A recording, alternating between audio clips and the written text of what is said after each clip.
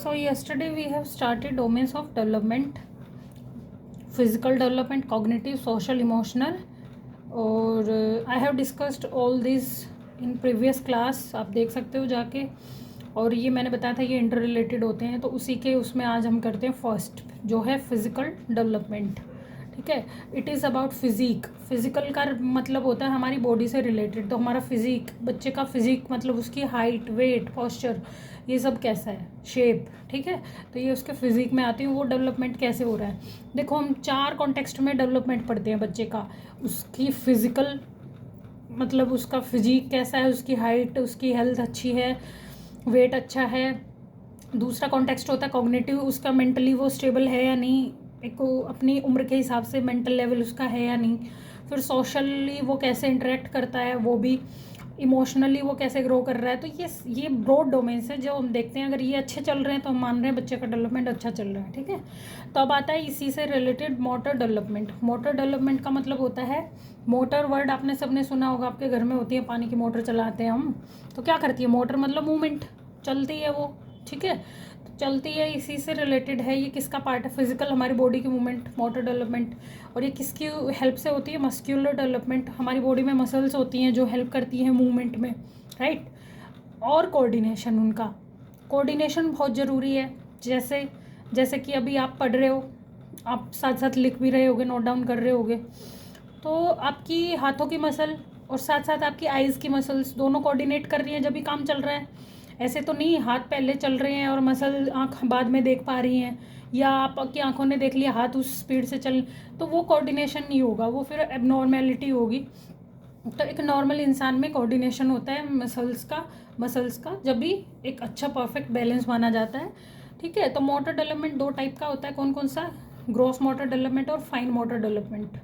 तो gross motor development क्या होता है, देखो, ग्रॉस वर्ड होता है बड़ा, fine, fine arts, fine skills, छोटी छोटी। ठीक है, फाइन बिल्कुल बारीक बारीक, नाम से भी आपको आइडिया लगा सकते हो।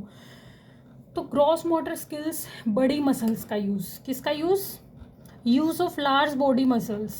ठीक है, जैसे पाँव की मसल्स हैं, हाथों की मसल्स हैं, बेसिकली हमारी बड़ी मसल्स का यूज़ जब होगा तो वो होंगी ग्रॉस मोटर स्किल्स हमारी। जैसे हम रनिंग कर रहे हैं तो पूरी बॉडी की जो बड़ी मसल्स हैं पैरों की वो काम कर रही हैं। जंपिंग कर रहे हैं, अगेन पैरों की मसल्स काम कर रही हैं, वॉक कर रहे हैं।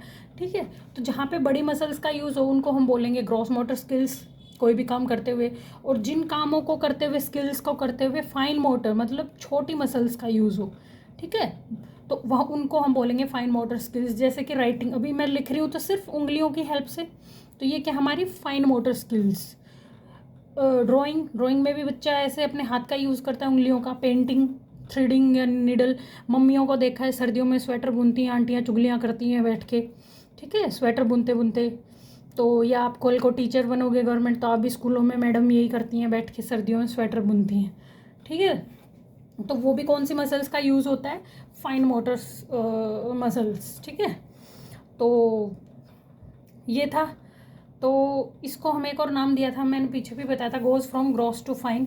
अच्छा, goes from gross to fine कैसे, फिजिकल डेवलपमेंट है वो हमारा ग्रॉस से फाइन की तरफ जाता है। मतलब पहले बच्चा बड़ी मसल्स का यूज़ करना सीखता है, देन अपनी फाइन मसल्स को यूज़ करना सीखेगा। भाई बच्चा पहले क्या, सीधा बच्चा राइटिंग लिखना शुरू थोड़ी कर देता है पैदा होते ही, नहीं ना। पहले तो क्या करता है, अपनी बॉडी संभालना सीखता है, फिर वो चलना सीखता है। ठीक है, फिर वो क्या बोलते हैं, उसके बाद जाके वो कहीं स्कूल जाता है, लिखना सीखता है। तो फाइन मोटर स्किल्स जो होती हैं उनको बच्चा एक प्रैक्टिस, एक लर्निंग के बाद over the period of time सीखता है। पहले ग्रॉस मोटर स्किल्स आती हैं, तो इसीलिए जो फिजिकल डेवलपमेंट है travels from gross to fine. Then the next type is cognitive development which is related to mental growth बच्चे की, है ना। ये मैंने बोला, इंटेलेक्चुअल डेवलपमेंट मतलब बौद्धिक विकास बच्चे का, उसकी मेंटल लेवल क्या है। तो इसमें 2-3 चीज़ें आ जाती है। जैसे आप हमारा जो ब्रेन है, इसके बेसिकली हमने इसको 2 पार्ट में डिवाइड किया है, लेफ्ट हेमिस्फीयर, राइट हेमिस्फीयर। ठीक है, तो L से याद रखना लॉजिकल ब्रेन, जहाँ पे लॉजिक्स, जो ब्रेन हमारा किस चीज़ के ऊपर फंक्शन करता है, जिसमें कौन सी प्रोसेसेस होती हैं हमारी, logic, reasoning, thinking, language development. तो उसमें इस वाले ब्रेन का पार्ट होता है। बाई चांस बच्चे का ये लेफ्ट पार्ट अगर डैमेज हो जाता है किसी वजह से, तो उसकी ये वाली एक्टिविटीज़ पे फ़र्क पड़ेगा। बच्चा लैंग्वेज अच्छे से नहीं सीख पाएगा, उसकी लॉजिक रीजनिंग वीक मिलेगी, थिंकिंग प्रोसेस नहीं मिलेगी। वहीं पे जो हमारा राइट पार्ट ऑफ ब्रेन है, ये किससे रिलेटेड है?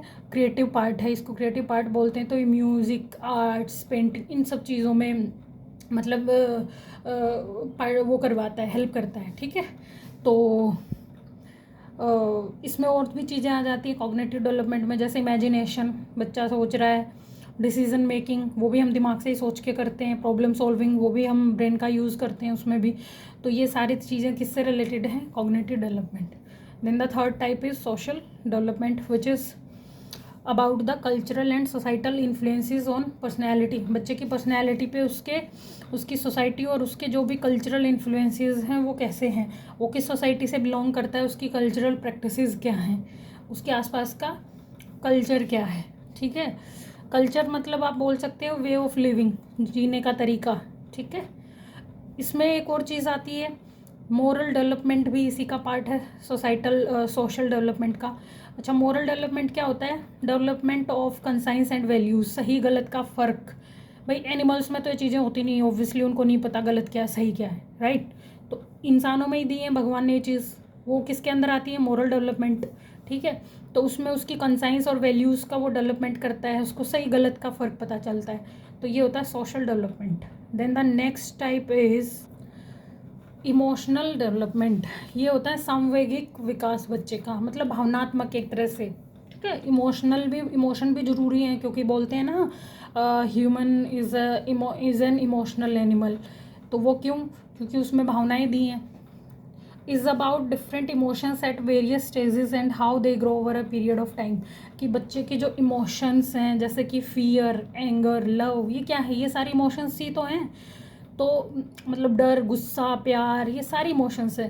तो ये over the period of time कैसे ग्रो करती हैं, कैसे इवोल्व करती हैं, वही बच्चे का कैसा है? Emotional development. और इनमें भी अगर बच्चा बैलेंस में है, मतलब ये नहीं कि एक ओवर पावर कर रही है दूसरी को, बच्चा ज़्यादा डरपोक है या बच्चा ज़्यादा गुस्सेल है या फिर जो भी है, ये इनका भी बैलेंस होना बहुत ज़रूरी है।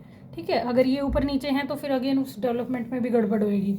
तो ये इमोशनल डेवलपमेंट के अंदर आती हैं हमारी सारी इमोशंस, वो कोई भी है। फिर इसके बाद आते हैं कुछ फैक्टर्स हैं जो इन्फ्लुएंस करते हैं डेवलपमेंट को, जैसे कि न्यूट्रिशन है, ये मैं पहले भी बहुत बता चुकी हूँ।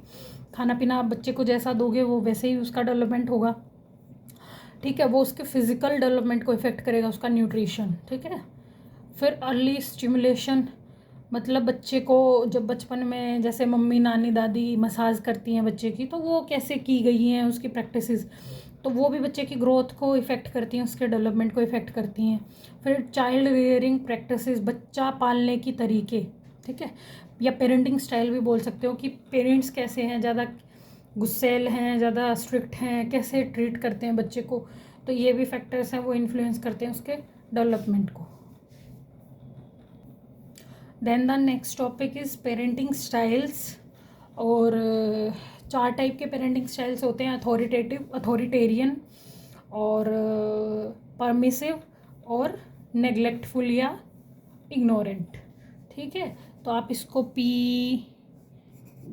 पान के नाम से भी याद रख सकते हो कि 4 पेरेंटिंग स्टाइल्स हैं, which we will discuss in class tomorrow. Till then bye bye और गॉड ब्लेस।